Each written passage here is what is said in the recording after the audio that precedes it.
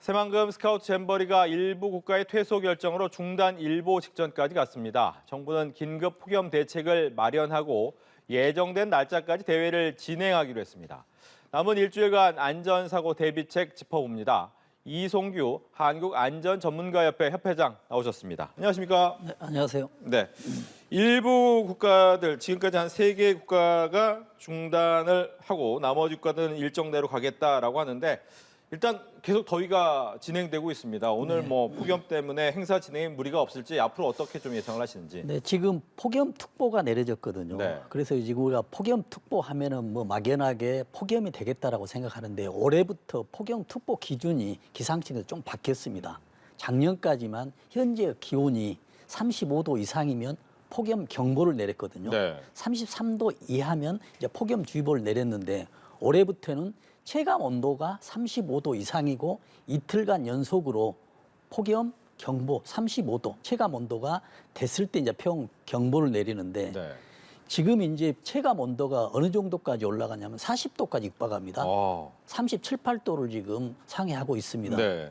그런 상황에서 지금 이제 참석 인원들도 많이 빠졌거든요. 그래서 조사를 해보니 뭐 방송에도 많이 나왔습니다만은 영국이 지금 4,500명이 빠져나갔어요. 보면 약 10%가 이상이 되거든요. 네. 근데 그 영국이 왜 이렇게 갑작스럽게 최초로 행동을 했냐 보니 그 10여 년 전에 잼버리 이런 행사에 사망자가 있었기 때문에 좀 민감하게 행동하지 않았냐 라면서 지금 앞으로 지금 12일까지거든요. 네. 그래서 안전 대책을 촘촘하게 한다면 아마 무리 없이 진행될 것으로 예측은 하고 있습니다. 예.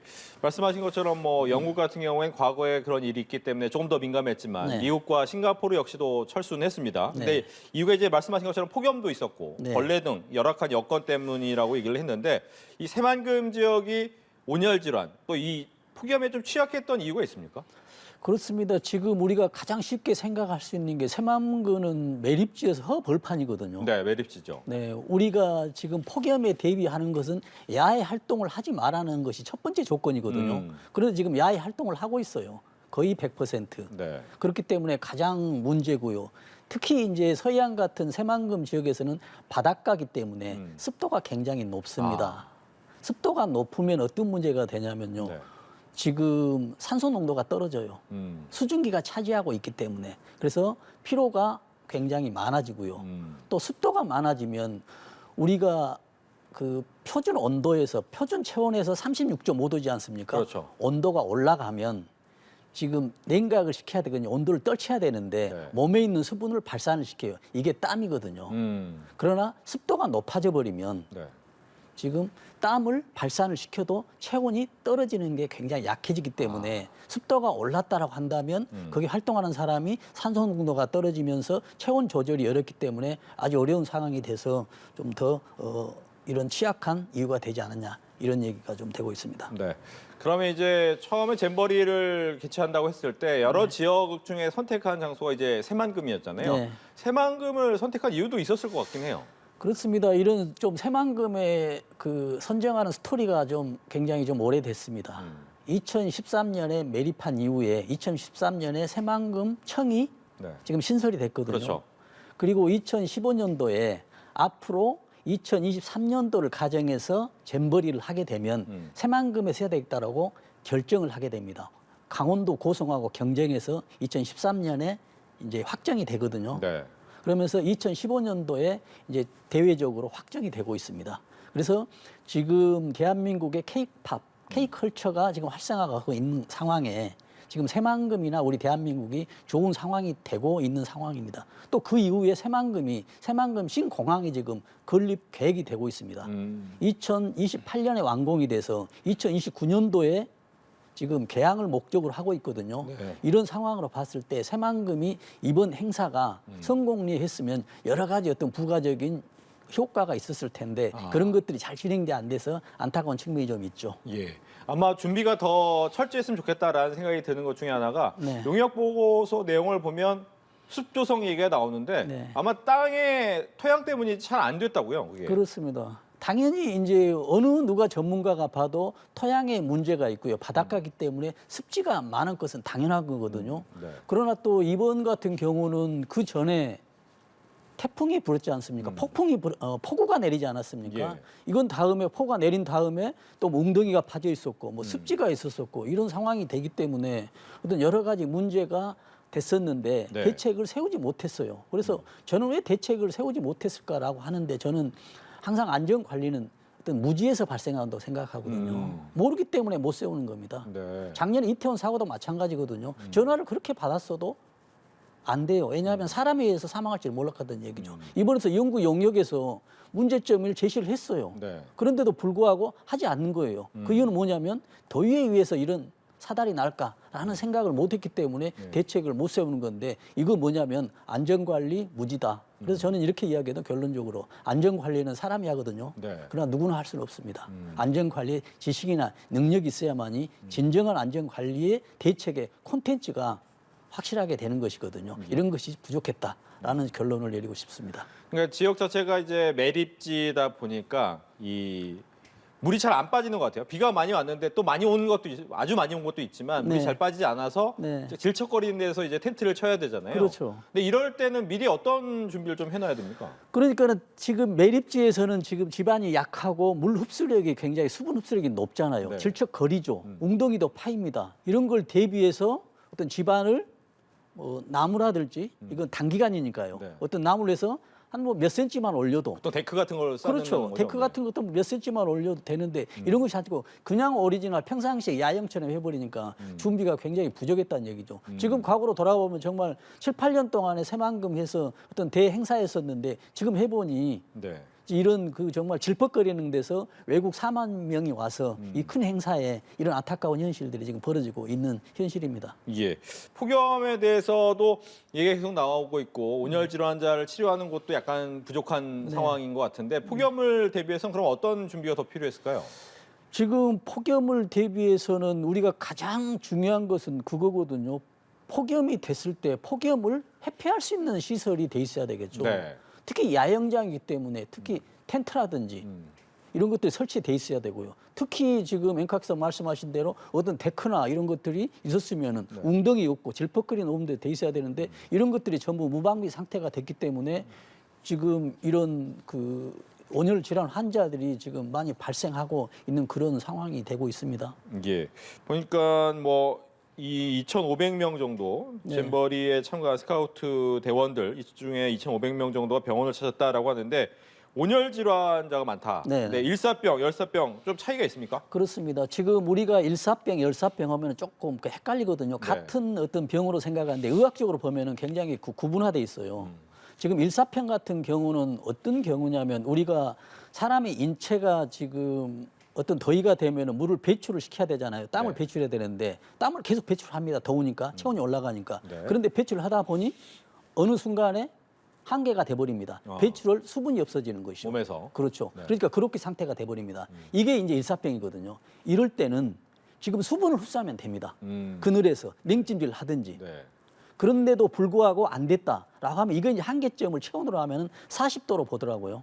40도 이내에서는 물 흡수가 되고 사람이 어느 정도 물을 흡수할 수 있는 능력이 되는데 네. 40도가 딱 지나버리잖아요. 네. 이때부터 이제 문제가 커집니다. 40도가 지나버리면 우리 체온이 냉각이 안 되기 때문에 온도가 떨어지지 않기 때문에 우리 신체 구조가 뇌나 신장이나 심장 이런 곳이 단백질로 돼 있어요. 네. 근데 단백질이 변질이 돼버립니다. 아.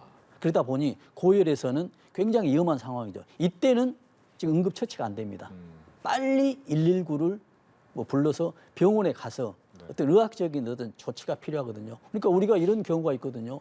어렸을 때 갓난아기 때 너무 고열이 돼서 뇌에 또 문제가 돼서 성인이 돼도 안 되는 경우.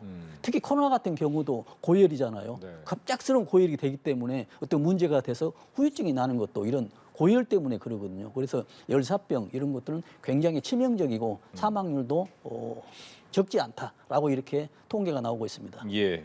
또 이제 벌레 얘기도 많이 나오더라고요. 특히나 닿기만 해도 네, 또 네. 죽어 있는 벌레를 만져도 안 된다라는 얘기 나오던데 이 벌레도 궁금하고 어떤 네. 건지 또 피하는 방법은 없는지도 그렇습니까요. 알려주시죠. 지금 이제 화상벌레라고 앵커께서 말씀하시는데 정식 명칭이 이겁니다. 청딱지 개미 반날개. 아. 이름이 이렇게 됐습니다. 네. 근데 이 청딱지 반날개 개미는 붉은색과 거미줄이 이렇게 단계적으로 줄무리 지금 화면에서 화면에 나오네요. 보이지만은 네. 저렇게 돼 있거든요.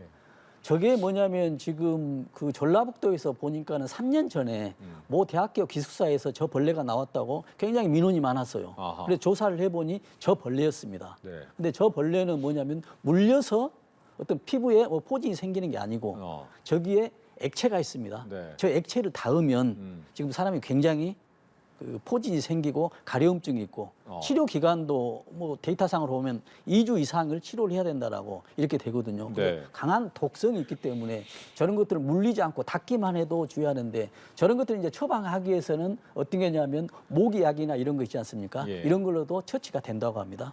그리고 특히 이제 저걸 발견했을 때 급히 이제 모기는 손으로 잡기도 하는데 저건 손으로 잡으면 저기 혈액 안에 있는 저기 몸 안에 있는 독성이 있기 때문에 저걸 닿으면 안 되고요. 잡으면. 특히 이제 모기채나 파리채 있지 않습니까? 아니면 종이나 이런 것들로 인해서 잡아서 저런 것들을 피해야 된다라는 그런 말씀을 드립니다. 예. 이번에 뭐 이 뜨거운 폭염 때문에 온열 질환으로 병원을 찾는 잼버리 대원도 있었지만 그중에 또 코로나19 환자도 있었다라고 네. 하더라고요. 여기에 대한 준비도 좀 더 필요했을 것 같긴 해요. 그렇습니다. 지금 코로나 환자가 보면은 데이터상으로 보면 70명이더라고요. 네. 지금 내국인이 5명이고 외국인이 지금 65명인데 예. 지금 저는 이렇게 보고 있거든요. 지금 코로나가 70명인데 이 사람들은 본인이 코로나다라고 신고했던 사람입니다. 그러나 신고하는 사람이 엄청 많다고 저는 생각해요. 네. 그러나 우리는 저는 이렇게도 볼 수가 있거든요. 지금 코로나가 이제 엔데믹입니다. 독감 수준이거든요. 지금 상황에서 코로나는 죽을 병이 아니거든요. 그러나 의학적으로는 굉장히 위험한 병일 수도 있죠. 네. 독감도 위험하니까. 그렇죠. 특히 이제 노약자나 나이 드신 분들, 어떤 지병이 있는 분들은 코로나가 굉장히 중요한데 지금 상태에서는 2, 3년 전의 코로나와 지금의 코로나는 굉장히 다르다. 그 사이에 우리 인간들이 내성이 있었었고요. 또는 외부 약에 의해서 항체도 있었기 때문에 뭐 건강한 청년들은 그다지 코로나로 인해서 이번 행사가 문제될 거라고는 저는 생각하지 않습니다. 네. 그러나 이로 인해서 또 노약자들의 감염에 의해서는 좀 문제가 될 수 있다고 생각하는데 그럼에도 불구하고 여러 가지가 있기 때문에 이런 독감이나 뭐 코로나 이런 것들의 어떤 세부적인 대책도 꼭 필요하다는 말씀을 드립니다. 예. 그러니까 이제 잼버리라는 이 대회가 굉장히 오래된 역사입니다. 1920년대 영국에서 시작이 돼서 4년마다 개최가 되는데 보니까 곳곳에서 이제 이 폭염 때문에 몇 번 일이 있더라고요. 네. 근데 그런 미리 있었던 얘기가 좀 전해져서 거기에 대한 준비가 좀 잘 되면 좋을 텐데 또 그러지는 않은가 봐요. 그러니까요. 우리나라 사고는 보면은 압사 사고도 우리나라만 있었던 게 아닙니다. 네. 뭐 수십 년 동안 있었던 사고거든요. 그리고 뭐 한두 명 죽은 게 아니고 뭐 수천 명이 사우디 같은 데서는 수천 명이 압사 사고로 죽은 데이터도 있어요. 얼마 안 됐습니다. 그래도 불구하고 우리나라에 있었거든요. 네. 그래서 지금도 마찬가지입니다. 이 잼버리 대회에서 외국에서는 사망사가 없었냐? 절대 아닙니다. 여름에 사망자가 막 있었는데도 우리나라에 또 발생하고 있는 거예요. 네. 이건 뭐냐면 그 안전에 대한 어떤 대책이나 어떤 지식이나 여러 가지가 부족했기 때문에 이런 문제가 나타났다고 생각합니다. 앞으로도 다시 이런 대책이 세지 않으면 또 반복될 수 있는 이런 문제가 되기 때문에 주의가 필요하죠. 예. 이제 폭염도 폭염인데 태풍 얘기도 있더라고요. 태풍이 오게 되면 혹시 이제 또 이 남아 있는 일정에 영향을 미치지 않을까? 이 네. 부분에 대해서는 어떻게 또 준비를 해야 될까요? 정말 좋은 지적입니다. 지금 작년과 지금 올해 태풍은 지금 경로를 예측을 할 수가 없어요. 그래서 지금 오키나와에서 지났던 태풍이 다시 오키나와로 유턴하고 있는 이런 상황입니다. 네. 그래도 지금 기상청이나 일본 기상청의 어떤 예보를 보면 이렇게 돼 있거든요. 지금 큐슈를 지나서 지금 부산 앞바다를 지금 통과하고 있습니다. 지금 통과하는 주가 지금 이번 주 금요일까지거든요. 네. 그런데 이 태풍이 지금 우리나라에 와서 보통 동해안에 가면은 약화되거든요.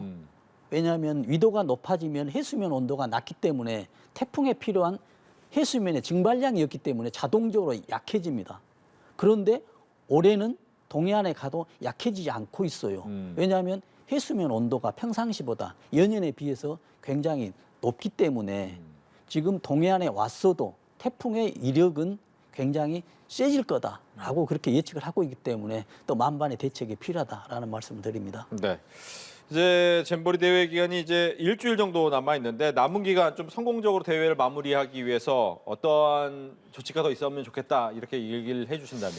네, 지금 가장 지금 문제는 지금 태풍의 이제 경로가 지금 어떻게 될지 모르기 때문에 가장 위험하고요. 네. 지금 만약에 태풍의 경로가 부산이 아닌 부산에 가더라도 지금 감정 영향권에 들거든요. 왜냐하면 약 200~300km밖에 떨어지지 않기 때문에 부산하고. 그러나 만약에 이 서해안 쪽으로 경로가 바뀌었다. 이건 정말 난리 난 상황이 될 수 있습니다. 왜냐하면 모든 텐트들이 지금 태풍에서 전부 풍지박산 날 수도 있거든요. 이거에 대해서 대책을 세워야 되고요. 특히 이제 폭염 같은 경우도 직접 폭염의 피해를 대피할 수 있는 이런 시설들, 특히 이번에 공연 같은 걸 하고 있지 않습니까? 네. 공연도 지금 결정을 하는데 지금 실내에서 할 건가 실외에서 할 건가라고 하는 것도 지금 결정이 안 됐는데, 만약에 실외에서 한다면 폭염에 대한 어떤 만반한 준비가 필요하고요. 네. 실내에서 한다면 뭐가 중요하냐면 지금 압사사고 있지 않습니까? 이게 굉장히 중요합니다. 압사사고 위험이. 그래서 특히 이제 우리가 실내 같은 경우도, 실내도 마찬가지입니다만은 실내에서 압사사고 했을 때는 물론 전문가들이 뭐 대책을 세운 사람이 잘 하겠지만은 어떤 공연 같은 경우는 가장 그 압사사고의 피크 타임이 있거든요. 네. 위험한 순간들이 어떤 경우냐면 공연할 때 그 탑 배우들이 출연하지 않습니까? 네. 등장할 때 이 순간에 1, 2분이 굉장히 그 홀선이 있습니다. 왜냐하면 그 유명 연예인들을 보기 위해서거든요. 특히 그렇죠. 외국에서 있기 때문에.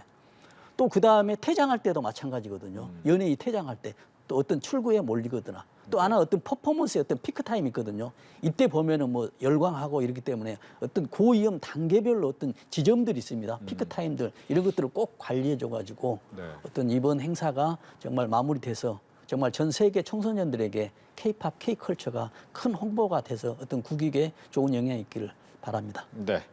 지금까지 이송규 한국안전전문가협회 협회장과 이야기 나눠봤습니다. 오늘 얘기 잘 들었습니다.